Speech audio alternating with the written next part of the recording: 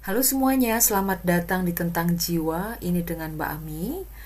Kali ini saya akan membahas tentang tanda-tanda kalau kamu sedang membayar karma dalam hidup ini. Saat ini banyak sekali orang-orang yang hidupnya sedang dijalani banyak sekali halangan, ya, banyak sekali kendala, banyak sekali masalah. Dan mereka tidak menyadari apa yang terjadi dalam kehidupan mereka. Mereka seolah berpasrah tetapi dalam situasi yang sangat tertekan. Jadi ada dua hal yang bisa kalian pelajari, ya. Apa itu arti berpasrah? Berpasrah tanpa tekanan. Di sini akan saya bahas nanti satu persatu tanda-tanda kalau kamu sedang membayar karma dalam hidup ini. Tetapi sebelumnya, saya akan sedikit memberikan wejangan atau memberikan pengetahuan tentang apa itu karma. Apakah kamu mengerti apa sebenarnya arti karma? Supaya clear, ya, supaya kamu tidak menyalahkan diri sendiri atas kehidupan yang sedang kamu jalani saat ini. Oke, sekarang kita mulai.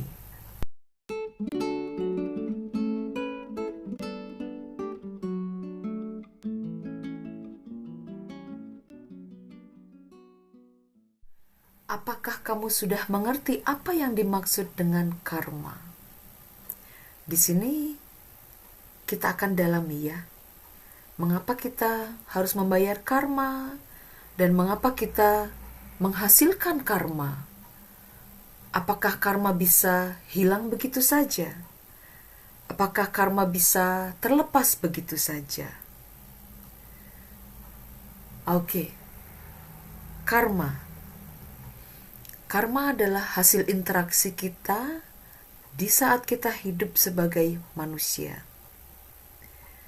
Kita ini adalah jiwa. Jiwa yang sedang hidup di dalam dunia ini sebagai manusia. Nah, selama hidup sebagai manusia, kita tidak bisa hidup sendiri. Kita akan selalu terhubung dan akan berinteraksi dengan manusia lainnya.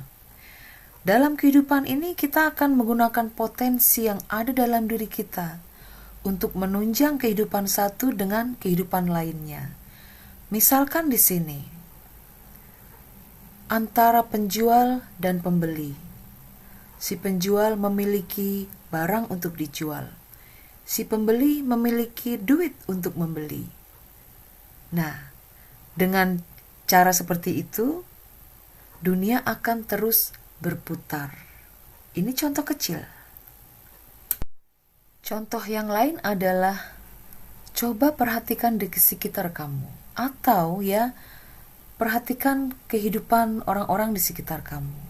Mungkin keluarga sendiri, di mana mereka pernah hidup sebagai seseorang yang kaya. Ya, kemudian tiba-tiba terjadi kebangkrutan. Hidup mereka sekarang bertolak belakang dari kehidupan sebelumnya. Misalkan di sini tante kamu dulu adalah orang yang punya, tetapi 10 tahun belakangan ini hidupnya terbalik dari kehidupan sebelumnya. Ya. Nah, ini adalah tanda-tanda bahwa hidup kita, jiwa kita ini ingin hidup mencoba hal-hal yang lain. Ingin mengevolusikan jiwa, mematangkan jiwa untuk supaya mengerti tentang kehidupan. Karena hidup ini bukan hanya satu situasi. Sama halnya dengan sinetron. Ya, satu artis bisa menjalankan banyak peran. Sama halnya dengan jiwa kita yang ingin hidup menjalankan peran-peran lainnya sebagai manusia. Jadi selama hidup sebagai manusia, jiwa kita bukan hanya menjalankan satu peran, tetapi peran-peran lainnya juga, dari orang yang paling baik hingga menjadi orang yang paling jahat. Dari menjadi orang yang paling cantik menjadi orang yang paling jelek. Ya, dari seseorang yang sangat beruntung kemudian yang sangat tidak beruntung. semua proses itu, semua peran kehidupan itu adalah proses jiwa kita berevolusi atau berkembang.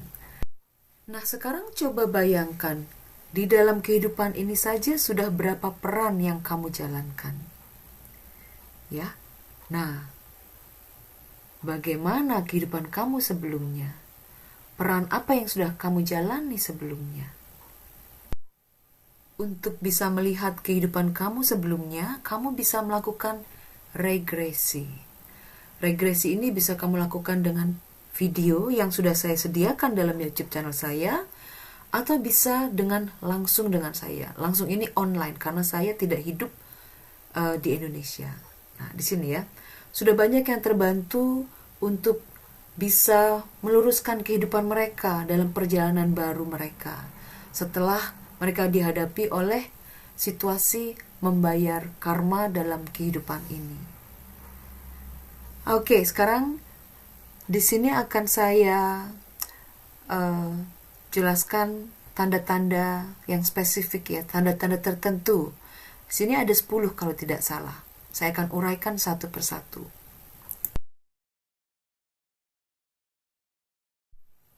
Yang pertama adalah masalah dengan keluarga.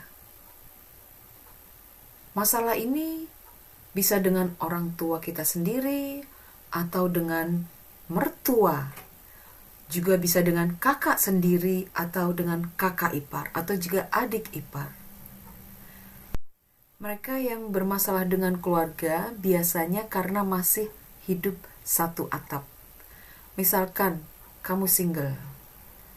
Orang tua mendorong untuk menikah. Dan kamu belum merasa mandiri. Tetapi setiap hari orang tua menginginkan kamu untuk segera menikah. Nah, sebelum kamu keluar dari keluarga, ya lingkungan keluarga, maka kamu akan selalu didorong untuk segera menikah. Nah, sekarang coba cari solusinya. Bagaimana supaya kamu bisa keluar dari hal ini? Kalau menurut saya, keluar dari situasi keluarga adalah jalan yang terbaik. Karena kalau kamu mengikuti kehendak keluargamu untuk segera menikah, berarti kamu bertujuan menikah adalah bukan atas kehendak sendiri. Kamu akan tertekan. Tertekan di saat memilih seseorang, tertekan di saat menikah, tertekan di saat sudah menjalankan hubungan pernikahan, dan karena hubungan itu diawali oleh rasa tertekan, maka hidupmu akan selalu tertekan. Karena pondasinya adalah tertekan. Kita tidak bisa membohongi diri kita sendiri. Kita tidak bisa membohongi energi. Mengerti ya? Untuk kamu yang berada di situasi ini, ada 2 pilihan. 1, merubah hidupmu untuk percaya pada diri sendiri bahwa kamu bisa hidup dengan melakukan hal-hal yang kamu inginkan, yaitu dengan keluar dari situasi keluarga. Nomor 2, tetap tinggal satu atap dengan selalu tertekan dan akan terus tertekan. Ini adalah satu panggilan untuk kamu, untuk hidup mengeluarkan potensi kamu, untuk mandiri dan mengembangkan diri. Karena di sini tekanan yang kamu rasakan adalah seperti sentilan dari alam semesta untuk bangkit. Pada dasarnya orang tua hanya ingin anaknya bahagia. Nah, cara mereka menyampaikannya adalah dengan menekan atau mendorong. Yang secara tidak langsung mereka ini mengajarkan kamu untuk mandiri, untuk menciptakan kehidupan sendiri, untuk supaya tidak tergantung oleh keluarga. Mengerti ya? Lalu kenapa hal ini termasuk karma? Karena kalau kamu tidak keluar dari situasi ini untuk hidup mandiri, kamu akan selalu berada di lingkaran yang sama. Bahkan kamu akan menyalahkan keluarga kamu atas tekanan yang diberikan oleh mereka. Kamu akan menyalahkan semua orang tanpa menyadari bahwa hal ini adalah tentang kamu yang harus maju dan berkembang, yang harus menggunakan potensi dalam kehidupan ini untuk membangun hidupmu. Karena kita semua memiliki potensi, tetapi kurang percaya pada diri sendiri itu adalah hambatannya. So, mulailah bangkit, ya. Mulailah tunjukkan kepada keluarga kamu bahwa kamu bisa hidup mandiri. Mereka nanti akan mulai menghargai kamu karena kamu berusaha. Dan setiap usaha pasti ada hasilnya. Bayangkan senyuman wajah orang tuamu di saat kamu sudah maju dan berkembang nanti. Mereka akan bangga. Ya, bukan sebaliknya, merasa disalahkan. Yang kedua adalah masalah dengan pasangan. Hal ini banyak terjadi di mana-mana. Saya beri contoh. Kamu menikah dengan seseorang yang memiliki hobi, sementara kamu tidak memiliki hobi. Jadi hidupmu hanya sekitar rumah, sekitar keluarga kecilmu. Nah, kamu memiliki pasangan yang aktif. Mungkin dia bekerja dan juga memiliki interest. Interest itu semacam hobi yang mereka dalami. Nah, di sini kamu berharap pasangan kamu untuk memberi kamu perhatian yang kamu inginkan. Kalau pasangan kamu sudah melakukan atau mendapatkan sesuatu yang membuat mereka berbahagia, sesuatu yang positif, dan kamu ingin perhatian full dari mereka, ini berarti kamu merampas kebahagiaannya. Ya, kamu mengharapkan dia untuk melepas sesuatu yang membuat dia bahagia, untuk membahagiakan kamu. Ini juga termasuk karma karena kamu tidak berbahagia dengan dirimu sendiri. Kamu tidak mengembangkan dirimu. Kamu sibuk hanya untuk dirimu, bagaimana caranya mendapatkan perhatian dari pasangan kamu. Nah, coba lakukan hal ini. Cari hobi. Lakukan sesuatu yang mengembangkan dirimu. Ya, sesuatu yang menghasilkan untuk dirimu. Supaya kamu tidak terfokus akan pasangan kamu yang sibuk. Sibuk dengan bekerja atau sibuk dengan hobinya. Kalau kamu sama-sama sibuk, kamu tidak akan ada perasaan minta perhatian. Karena kesibukan itu akan menyita waktumu, menyita pikiranmu. Pasangan yang sama-sama sibuk ini akan membawa dampak yang sangat positif untuk kedua belah pihak. Karena seperti yang kita sudah tahu, hubungan yang sudah lama ini akan membosankan. Nah, membosankan ini bukan berarti kita harus berselingkuh. Ya, bukan berarti kita harus mencari hubungan lain. Karena itu pun nanti akan hilang, akan terlepas. Karena itu hanya kebahagiaan sementara. Tetapi kalau kita mencari kebahagiaan yang bisa kita dapati dalam diri kita sendiri, itu akan selamanya. Karena kita tahu saat kita berbahagia dengan diri sendiri, kita tidak akan membiarkan orang lain untuk mengambilnya. Jadi karmamu dalam masalah dengan pasangan adalah kamu mencari kebahagiaan dari orang lain. Kebahagiaan yang hanya sementara. Kebahagiaan yang bisa diambil oleh orang lain. Nah, di sini kamu menikah 5 kali, 7 kali, kamu tidak akan berbahagia kalau kamu belum mendapatkan kebahagiaan yang ada di dalam dirimu sendiri. So, kembangkan dirimu. Lakukan sesuatu yang buat kamu fokus untuk selalu belajar dan berkembang.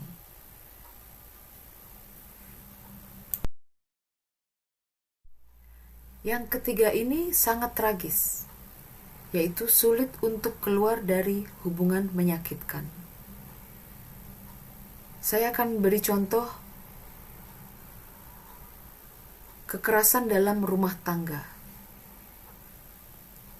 Di sini, kalau kamu tidak mengerti apa yang terjadi dalam kehidupan kamu, maka cenderung akan menyalahkan pasangan kamu.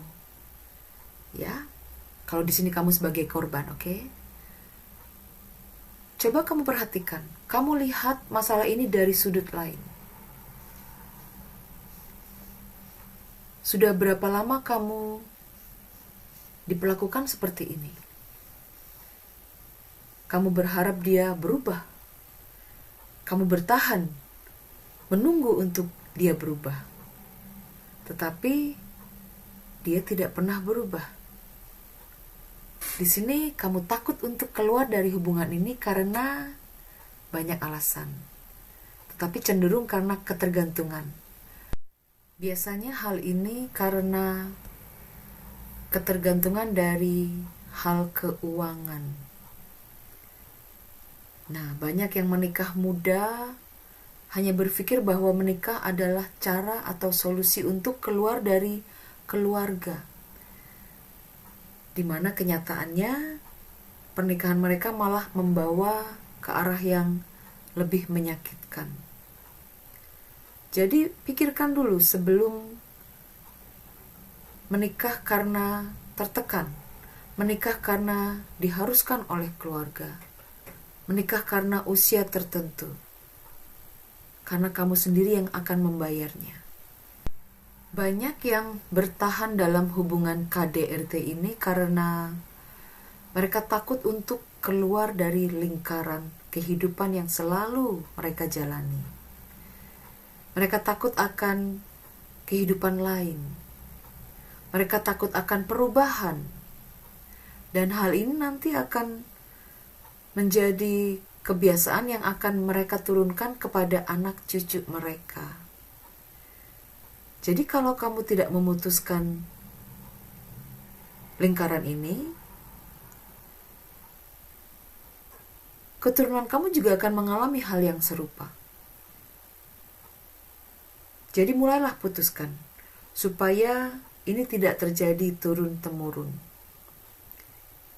Karena ini sangat menyakitkan. Rasa takut itu sebenarnya adalah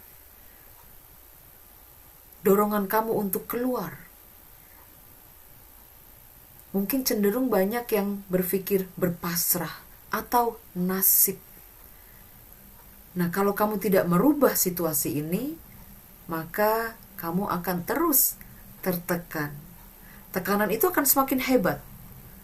Ya, hingga membentuk emosi yang sangat terpendam. Semakin banyak emosi yang terpendam, hidup kamu tidak akan pernah berbahagia, tidak akan pernah tenang, tidak akan pernah damai.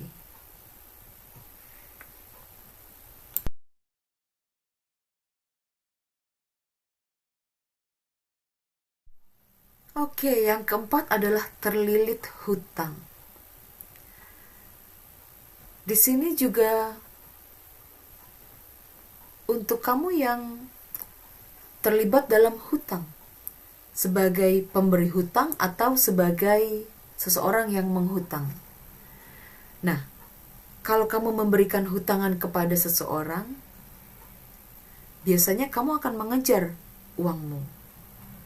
Sementara mereka yang selalu berhutang akan terus berhutang.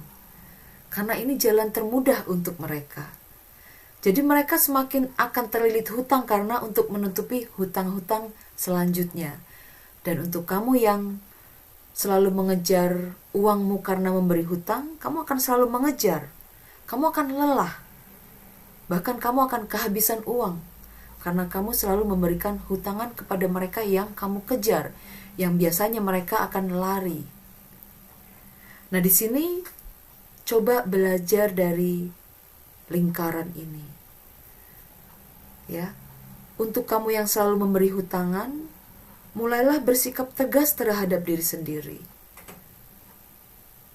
Selama kamu masih bisa memberi hutangan kepada seseorang, ajarkan mereka untuk berdiri sendiri. Ajarkan mereka untuk tidak selalu berhutang.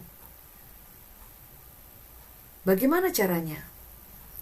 Caranya adalah dengan hanya memberikan jumlah tertentu yang kamu bisa berikan. Tetapi kamu jangan berharap, ya. Anggap saja ini sebagai donasi. Nah, dengan melakukan hal ini, mereka yang datang untuk meminjam uang kamu akan mulai tersadar bahwa kamu sudah berubah. Kamu tidak seperti dulu lagi yang dengan mudah memberikan hutangan. Nah, karena dia tidak mendapatkan jumlah yang dia inginkan, dia akan berhenti meminta hutang dari kamu, meminjam uang dari kamu.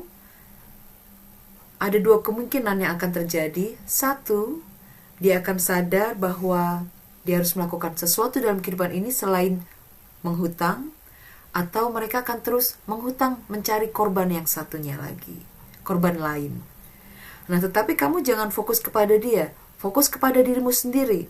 Karena di saat kamu sudah mulai bersikap tegas kepada diri sendiri, mereka yang datang berhutang ke kamu akan semakin berkurang. Dan kamu akan semakin tidak mengejar, apalagi mengejar uangmu sendiri. Jadi kalau kamu ingin selalu memberi hutangan, kamu harus siap untuk membayar konsekuensi, uangmu dibawa lari, ya, atau alasan-alasan tertentu di mana dia tidak memberi hutang. Sebaiknya berikan secukupnya, berikan seadanya sesuai dengan kemampuan kamu. Kalau kamu belum siap memberi hutangan, jangan berikan hutangan. Kalau kamu belum siap memberikan serela kamu, jangan memberikan serela kamu. Karena kalau kamu belum kuat, kamu akan mudah terombang-ambing.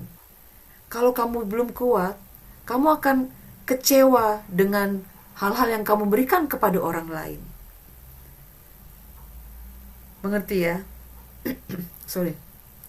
Jadi untuk kamu yang sering memberikan hutang, kuatkan dulu diri kamu.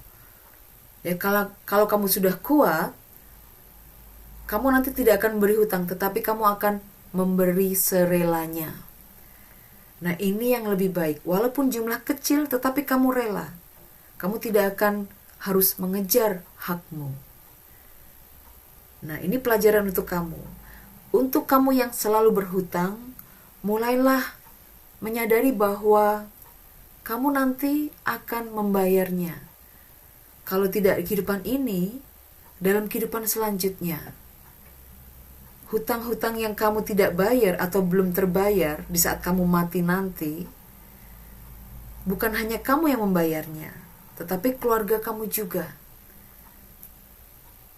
Ngerti ya?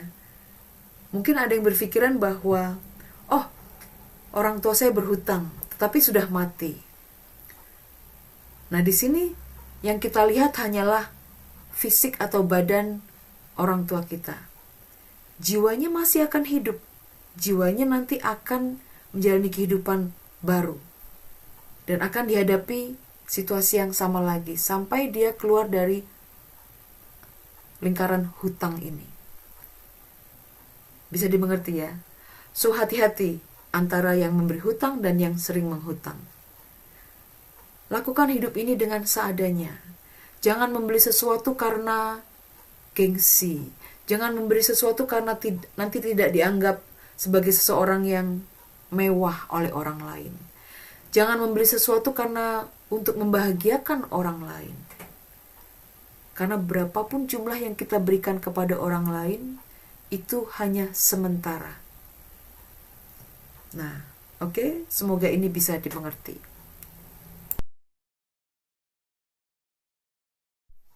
Oke, sekarang nomor 5. Bangkrut. Ya, di sini kalau kita lihat di sekeliling pasti ada contohnya. Entah itu keluarga sendiri atau tetangga atau teman kita sendiri. Nah, bangkrut ini banyak sekali yang bisa kamu pelajari. Kalau kamu bisa melihat situasi ini dari sudut pandang lain, maka kamu akan belajar sesuatu. Bangkrut ini banyak sekali alasannya, tetapi dalam spiritual kamu membayar karma atas yang sudah kamu lakukan sebelumnya. Mungkin dalam kehidupan ini kamu pernah mengambil hak-hak orang lain. Nah, kemudian dalam kehidupan ini, usaha yang sudah kamu rintis tiba-tiba bangkrut. Kamu bingung, kenapa ini terjadi dalam kehidupan saya? Menyalahkan orang lain, mencari jawabannya. Nah, jawaban yang kamu cari biasanya akan menghasilkan jawaban yang kosong, karena tidak masuk akal atau tidak logis. Kenapa tiba-tiba bangkrut? Kenapa tiba-tiba bisnis partner menusuk dari belakang? Kenapa tiba-tiba terlilit hutang dalam usahamu? Jadi banyak sekali yang harus dipelajari. Nah, kebangkrutan ini adalah juga kamu membayar karma. Jadi mulailah membangun sesuatu yang berdasarkan kemampuan diri sendiri. Buatlah sesuatu atau kreasikan sesuatu yang berdasarkan potensi. Yang potensi setiap manusia ini bagus. Potensi kalau dikembangkan akan menghasilkan sesuatu yang sangat baik. Bukan hanya kepada diri sendiri, tapi juga kepada orang lain. Nah, kalau kamu sudah mengeluarkan potensi, kamu akan terhubung oleh mereka yang juga mengeluarkan potensi. Nah, biasanya orang yang mengembangkan potensi ini seseorang yang bekerja sendiri, seseorang yang memiliki inisiatif atau ide-ide sendiri. Mereka akan saling terhubung untuk menciptakan sesuatu yang lebih besar lagi. Nah, bayangkan kalau kita dalam kehidupan ini terhubung oleh mereka yang memiliki potensi. Ini lingkaran yang sangat positif, lingkaran yang membangun, lingkaran yang akan selalu belajar satu dengan yang lainnya.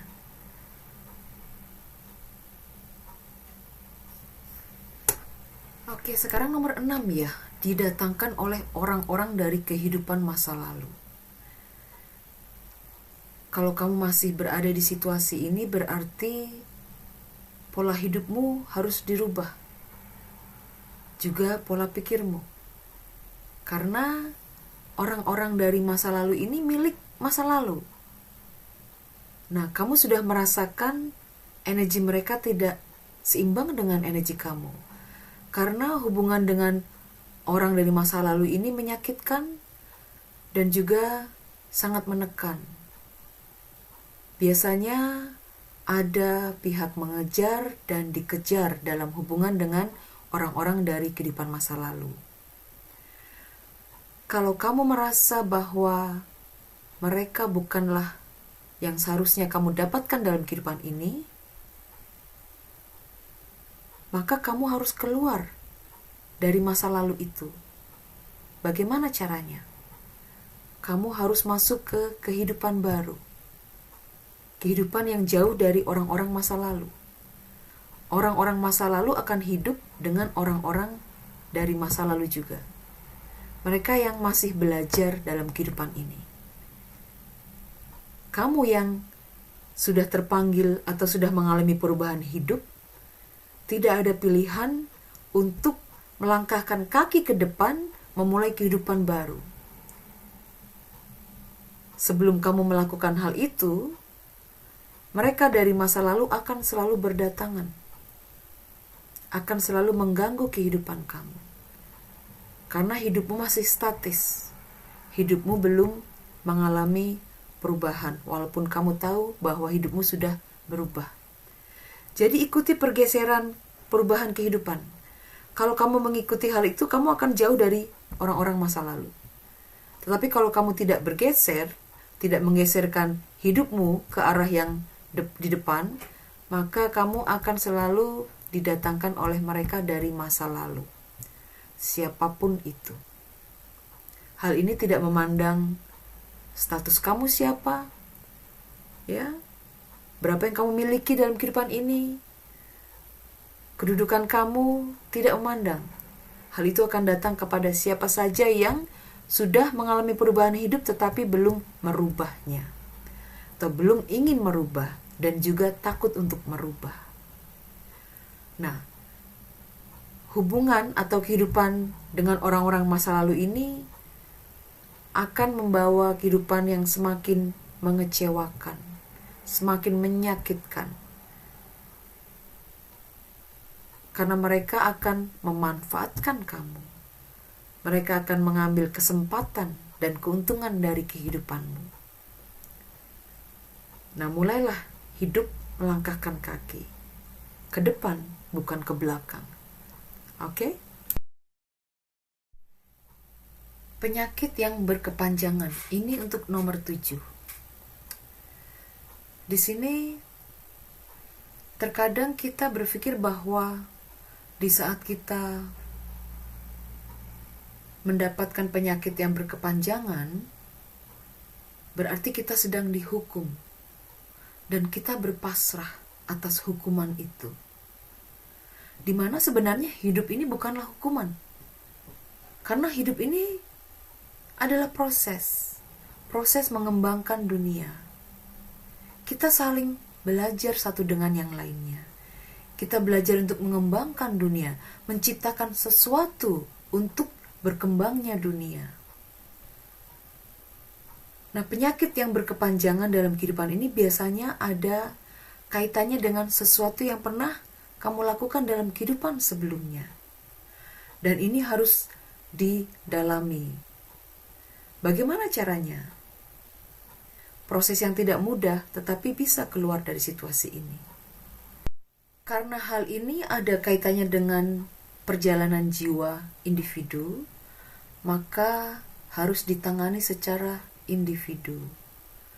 Harus dicabut sampai ke akar-akarnya, supaya bisa mengangkat apa yang mengganjal selama ini, apa yang membuat penyakit itu tidak tersembuhkan. Regresi adalah cara salah satunya, tetapi itu tidak cukup. Masih ada proses lagi yang bisa mengangkat akar-akarnya. Dengan regresi kita akan mengetahui mengapa penyakit ini berkepanjangan. Proses selanjutnya adalah mengangkat akarnya sampai yang terdalam.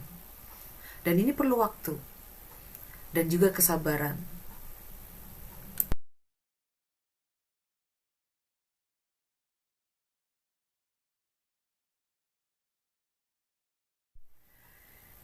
Jauh akan jodoh. Sudah banyak yang merasa dirinya tidak beruntung karena belum bertemu dengan jodoh. Menyalahkan kehidupan, menyalahkan orang tua, menyalahkan orang lain. Nah, untuk kamu yang jauh akan jodoh, jangan melawan apa yang ada dalam kehidupanmu saat ini. Kamu tahu kamu jodoh karena kamu mencari jodoh. Kamu tidak bisa membandingkan kehidupan kamu dengan kehidupan orang lain karena jiwamu yang menentukan kehidupanmu saat ini. Jiwamu mengajarkan kamu atau jiwamu saat ini ingin belajar bagaimana rasanya menjadi seorang yang mandiri. Kalau kamu masih terus mengejar jodohmu dalam kehidupan ini, maka kamu akan semakin lelah. Lelah dengan penantian jodoh. Lelah dengan mengejar jodoh. Solusinya adalah kembangkan bakatmu. Lakukan sesuatu yang lain selain mencari jodoh atau mengejar jodoh. Kamu ada potensi. Potensi ini kalau kamu kembangkan akan sangat bagus sekali karena kamu akan fokus, kamu akan mengeluarkan energi kamu untuk membangun potensi kamu. Kalau kamu mengarahkan energimu ke arah jodoh yang dimana jauh jodoh, maka kamu akan membuang potensimu. Kamu tidak mengarahkan energimu ke arah yang seharusnya kamu lakukan, yang seharusnya kamu tujukan. Oleh karena itu kamu akan merasa kecewa, akan merasa dunia ini tidak adil, akan merasa kehidupan ini sangat menyakitkan. Semua itu kamu ciptakan sendiri karena kamu tidak selaras dengan energimu, kamu tidak selaras dengan apa yang harus kamu jalani dalam kehidupan ini. Kita tidak bisa menyamaratakan kehidupan kita dengan orang lain karena setiap jiwa ingin berubah. Setiap jiwa ingin menjalani peran-peran tertentu dalam kehidupan ini. Saat ini jiwamu ingin kamu berperan sebagai seseorang yang mengembangkan potensi dengan tidak berjodoh, dengan dijauhkan dari jodoh. Kalau kamu masih ingin mencari jodoh, kamu akan berada di situasi yang menyakitkan. Nah, sekarang jauhkan pikiranmu dari jodoh. Di saat kamu sudah mengembangkan sesuatu, seseorang yang sesuai dengan kamu, seseorang yang sevibrasi dengan kamu, nanti kamu akan dipertemukan. Dan ini juga dengan cara-cara tertentu. Karena kamu tidak bisa membohongi energi kamu.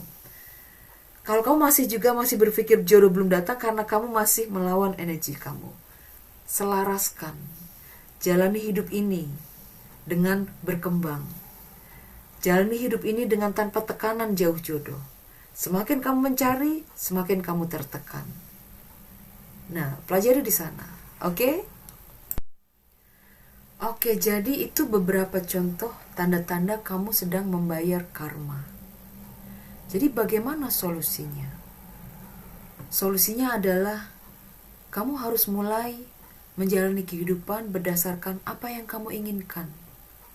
Karena kita cenderung mengikuti kemauan orang lain, kemauan orang-orang di sekitar kita. Kita merasa tidak percaya diri, kita merasa lemah, di mana sebenarnya kita masing-masing memiliki kekuatan dan kemampuan tersendiri. Tuangkan itu ke dalam hal-hal yang bisa membangun hidupmu kembali, tanpa ada rasa tertekan, tanpa ada rasa keterikatan dalam hal apapun. Hubungan yang mengikat itu juga akan menyakitkan karena kita akan melepaskan atau akan terlepas sendiri. Pekerjaan yang dimanfaatkan, kita merasa dimanfaatkan dalam pekerjaan, itu juga membuat kita tertekan karena kita harus melepas pekerjaan itu. Penyakit yang selama ini seolah kita dihukum membuat kita tidak bisa berbuat apa-apa selain berpasrah, tetapi berpasrah dengan perasaan tertekan. Ini lebih menyakitkan lagi. Jadi banyak sekali cara-cara kita membayar karma, dan bukan hanya satu karma, tetapi banyak karma. Karena kehidupan kita bervariasi, peran kita dalam dunia ini banyak sekali. Nah, proses pembayaran karma ini juga memakan waktu dan harus didalami satu persatu. Mereka yang sudah membayar karma dalam kehidupan ini cenderung akan fokus kepada diri sendiri, akan mengembangkan diri sendiri, akan melakukan sesuatu dengan keinginan yang datang dari diri sendiri. Dalam pekerjaan mereka sudah tidak ingin lagi bekerja dengan orang lain, mereka akan membuka usaha sendiri. Dalam hubungan, mereka tidak akan takut akan perpisahan, karena mereka sudah bahagia dengan diri sendiri.